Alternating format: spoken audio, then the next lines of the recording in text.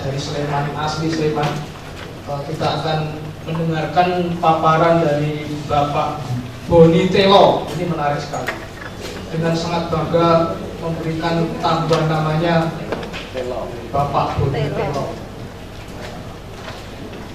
Monggo Bu Nur, sebelum Bapak Boni, ini Bu Nur Sudiati yang nanti akan memberikan pemaparan tentang kerajinan ya. Kalau saya berminat duluan dari keramik. Ya, ini sesuatu yang luar biasa. Saya lanjutkan. Bapak Boni Telo dengan bangga menunjukkan memberikan identitas namanya dengan Telo. Mungkin beberapa bulan yang lalu di tahun 2015 sempat berjumpa dengan saya, ya saya kira banyak ketika kita persiapan acara gelar potensi Desa Budaya ya di JEC itu, dan berlangsung sukses sangat luar biasa. Cuma waktu itu saya sempat koreksi, evaluasi dengan Pak Doyo dari Dinas Budaya, bahwa memang teman-teman dari Desa Budaya itu masih betul-betul konsentrasi, fokus kepada kesenian. Fokusnya masih di situ. Ya. Tetapi kalau kita sebenarnya berbicara tentang desa wisata, itu cakupannya sangat luar biasa. Sangat luar biasa. Makanya pada waktu itu yang menang, ada yang betul-betul dia tuh jor-joran menampilkan penampilan keseniannya di panggung, itu sangat luar biasa. Dan itu semua penonton pada waktu itu tepuk tangan, aplaus, plok, plok, plok, plok, dan itu betul-betul menakjubkan. Tapi nggak menang dia. Soalnya tidak ada dukungan yang akhirnya berbicara tentang kuliner piye, berbicara tentang kerajinan piye, berbicara pada waktu kan yang ada 3 hal ya. Kesenian, kuliner, dan kerajinan. Sama keseniannya itu ya. Nah akhirnya ini menjadi bahan evaluasi untuk kita bersama. Ya, ini yang perlu nanti kita bawa ke rumah. Berbicara tentang kuliner, itu sebenarnya ini adalah satu hal yang betul-betul menjadi satu kekuatan di dalam kota pariwisata seperti Yogyakarta. Tidak bisa lepas dari yang namanya kuliner. Kudu ono kuliner, ada pariwisata harus ada kuliner. Dan kulinernya bukan kuliner-kuliner yang nyun sewu, kaya Kentucky, kaya pasta-pasta, panganan Jepang, panganan Italia sing ora cetha. Tetapi betul-betul kuliner itu adalah warisan leluhur. Warisan leluhur yang mempunyai story, yang mempunyai sejarah, yang mempunyai cerita. Bahkan saya jenenge gudeg iki kudune aduh ngerti ceritane dadi gudeg iki piye. Ini kita harus memahami, inilah kita mengangkat budaya dari sisi kuliner. Next mas. Nah dari Sabta Pesona itu ada satu hal yang kita fokuskan, itu adalah di nomor 7 ya, kenangan. Kenangan dari sisi kuliner adalah tamu itu mereka menikmati satu saja makanan yang belum pernah mereka makan.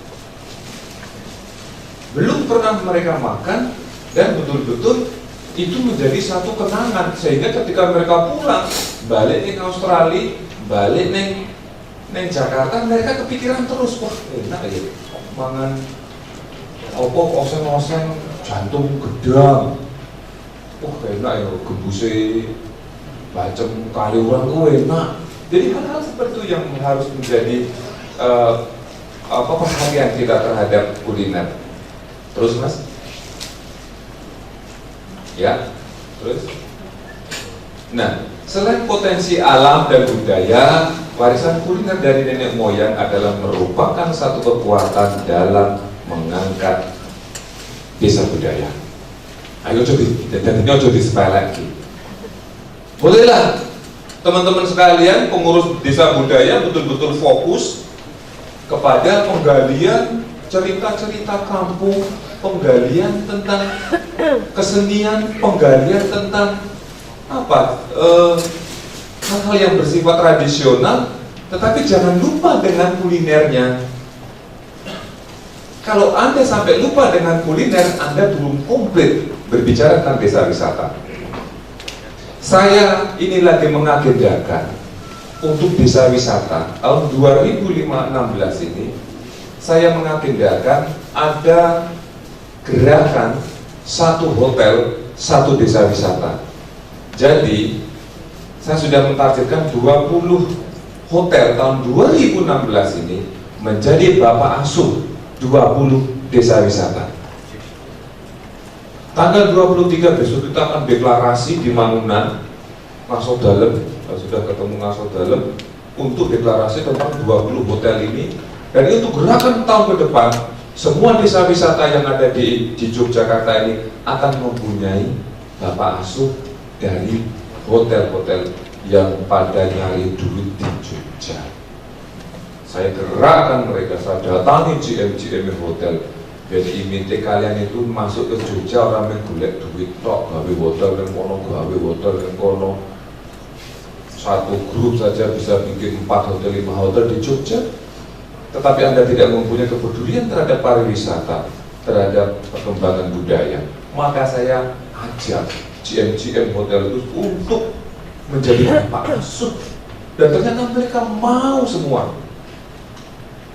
Tahun 2016 ini saya sudah mendapat 20 hotel dan 20 desa wisata. Saya sangat berharap ada kolaborasi antara desa wisata dan desa budaya, sehingga bisa kedua jenis desa ini bisa saling menghidupi, saling memberi, saling menerima. Saya yakin teman-teman dari desa wisata sangat membutuhkan kesenian dan cerita-cerita seperti yang ada di desa budaya. Dan desa budaya pasti akan butuh teman-teman yang dari desa wisata untuk mendatangkan tamu-tamunya. Ini harus ada kolaborasi. Selama ini belum pernah ada, betul tidak? Apakah ada desa budaya yang sudah bekerja erat dengan desa wisata? Nek misalnya orang tak contoh, kan orang kepikiran tekan semono. Kayak Grayut sama Toino berdekatan satu kelurahan, melaku kira-kira 10 menit. Seharusnya Grayut sebagai desa wisata merangkul Toino yang mempunyai kesenian yang sangat luar biasa. Mana lagi desa yang berdekatan, mana desa wisata dengan desa budaya. Nah, harusnya seperti itu. Tapi belum pernah ada Mas. Kadang-kadang ya harus diseringkan. Ya, jadi memang harus saling membutuhkan. Ini arepmu kalau akhirnya nanti teman-teman dari desa budaya menjagake nek ono event saka pemerintah kayak festival-festival kemarin atau apalah, ya saya kira ini kurang maksimal. Harus ada wisatawan yang datang ke desa budaya Anda, menikmati segala hal yang ada di desa budaya Anda. Ditunjukkan, iki loh nih desa kopi, ono kesenian, ono ini, ada cerita ini, ada kuliner ini dan sebagainya.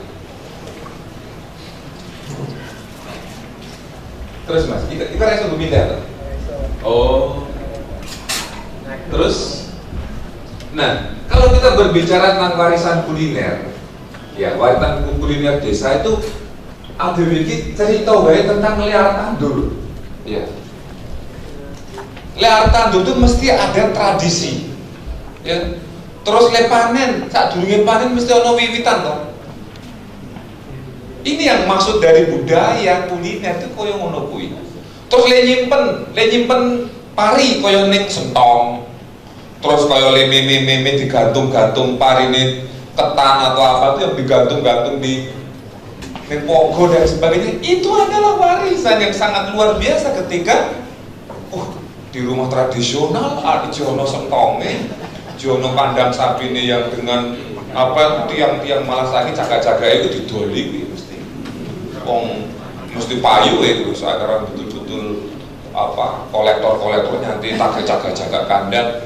Kemudian cara mengolah, nganggo dandang, terus gawe tempe itu anggo cokor sing raketan kulit penuh. Itu adalah memang satu warisan yang bisa kita ceritakan kepada orang lain, kepada generasi muda. Ono kuwi, terus cara menyajikan, entah itu pakai godong, entah itu pakai besek, entah itu pakai apalah godong jati dan sebagainya. Kemudian cara menikmati makan, ya, kayak manganin sawah wiwitan, terus kenduren dan sebagainya. Ini kita berbicara tentang dunia kuliner kalau kita kaitkan dengan budaya. Yang hal-hal yang berbau-bau menurut itu. Terus peralatannya makan, memasak. Ya. Koyolit apa itu namanya? Lesung apa gawe kuwi. Ngono kan kudune ditutup-tutup gitu. Lo napei itu apa? Napei lah roh. Kaya ngono kuwi hal-hal sepele saja, tidak perlu Anda itu berpikir. Saya pernah datang ke satu desa wisata. Lu bangutannya goblok tenan ya. Mosok ada tamu terus dhewe nyewa catering. Nyewa catering terus nganggo mejane dineyo kok kene kok. Apa wiru-wiru desa ae lho. Ya, desa. Terus saya ngicipi jangan asem iki lho. Jangan asem iki udu saka asem. Asemnya tuh bukan dari asem. Wong cukai ya trembelane to. Murah meriah. Ya Pak Boni hargane 12.000. Apa tunggake sithik tapi harga yang baik. Terus jenenge lodeh ya kaya uyo.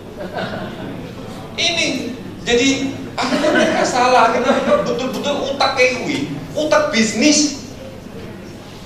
Lah ya toh, jelas-jelas dia mencari satu hal yang murah, lihat tuh iso larang. Ini yang nggak benar ini, saya marah waktu itu. Pasal tak sebut ya, Sulaiman. Saya marah bener, kebangetan gue.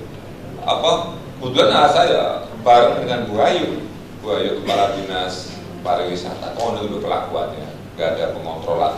Makanya saya undang para stakeholder GM hotel itu untuk mendampingi desa wisata biar mereka tahu cara memasak yang benar, mereka tahu homestay yang bersih, mereka tahu promosi, mereka tahu keuangan yang benar, jangan sampai terjadi konflik dan sebagainya.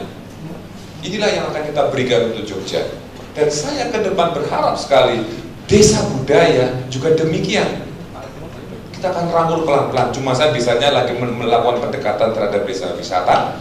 Nanti ya mudah-mudahan nanti ada satu pemikiran terhadap teman-teman di desa budaya. Oke, terus Mas. Terus. Nah, ini yang namanya wisata kuliner. Ini ya ono sing unik, ono unsur sejarah, belum pernah dicoba, bahannya langka, hasil kreatif, tidak ada di tempat lain, dan menggunakan tempat yang unik. Saya ya sing jenenge angkringan kuwi daerah saya waktu itu ke Banjarmasin. Ono angkringan ning alun-alun. Asana Banjarmasin. Rame banget. Jebul bakule wong endi? Wong Wiro Braja. Dan dia omsetnya satu malam, angkringan saka jam 6 tekan jam 6 sore tekan jam 1 bengi. Omsetnya ki piro? 3 yuta. Adine ning kene iki sego kucing iki didol piro? 1.500 ya. Ning kono dole 4.000. Ya rada kucing-kucing mana lah. Untuk macan-macan sitik, ngono iso dadi luar biasa. Sangat luar biasa. Itu sampai alun-alunnya di Banjar itu ada sepeda hias gitu ya melu-melu. Jadi banyak cerita-cerita kreasi-kreasi orang Jogja itu dipakai di beberapa provinsi sehingga betul-betul berbisnis. Terus Mas, terus ada lagi. Ya, jadi kita betul-betul teman-teman sekalian, ketika kita betul-betul menggali budaya tentang kuliner, itu sama saja kita tuh betul-betul melestarikan nilai-nilai yang ada di dan cita tanah air kita terhadap negeri ini. Nek kuwi wis ora iso diselak. Karena apa yang diwariskan oleh para leluhur kita dulu makanan-makanan itu sehat kabeh, kecuali yang sehat. Ya, sekarang orang begitu makan instan dan sebagainya. Saya sekarang sedang bikin satu restoran di Jalan Kaliurang, itu KM11 itu. Konsepnya adalah kebun Jogja. Jadi satu restoran ada kebun sayurnya, ada kandang sapi, kandang wedus, kandang kelinci, kandang itu, dan ada kolam-kolam ikan. Ini saya konsepnya untuk edukasi terhadap anak-anak kecil, biar mereka paham tentang sayuran, mereka biar paham tentang makani wedus, biar makani pitik dan sebagainya. Dan ini adalah satu konsep kampanye makan sayur untuk anak-anak. Ini yang sedang saya lakukan. Anda bisa melakukan sedemikian di desa wisata, di desa budaya itu. Terus Mas, wisata kuliner di desa budaya, salah satu contoh aktivitas yang memenuhi persyaratan sebagai objek dan daya tarik wisata kuliner, yaitu sebuah produk makanan maupun minuman yang unik, mengesan dari perkebunan, pertanian maupun peternakan seperti resep-resep hadir tahun dulu. Nah, tadi saya katakan, mungkin kayak di Toyna lagi nyoba jambu apa? Jambu Pendowo Limo. Iya. Terus neng Wonosari ada yang jambu klukuk apa jenenge? Nah, jambu kristal saya beli waktu itu, enak. Ini bisa diciptakan, ya. Paling gampang itu Anda berbasis perkebunan, pertanian ataupun peternakan. Paling gampang kuwi. Oke, Pak Boni, di tempat saya budayanya oke, keseniannya oke, mau ngakurat di kuliner. Oke, saya ciptakan dari sisi konsep kuliner dari perkebunan, misalnya. Oke, saya mau menciptakan dari sisi herbal.